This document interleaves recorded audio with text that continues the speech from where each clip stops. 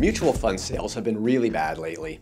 In 2018, sales were way off the previous year's level. In December, the amount of money going out the door for everything but money market funds was close to $9 billion more than the amount coming in.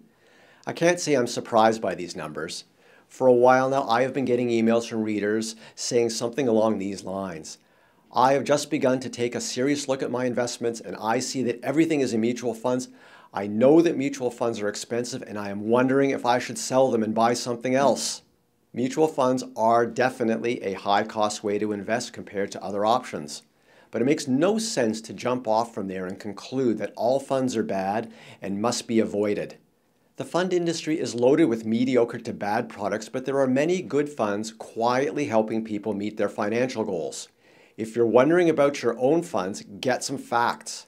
Use a tool like globeinvestor.com to see how the performance of your funds compares to their peers and to benchmark stock and bond indexes.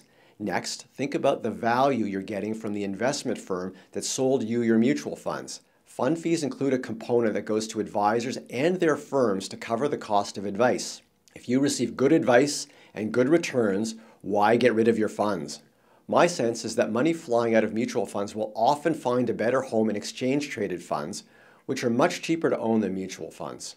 Both investors and advisors are waking up to the huge benefits of ETFs, which are essentially mutual funds that trade like a stock. But hating on mutual funds just because they're mutual funds makes no sense.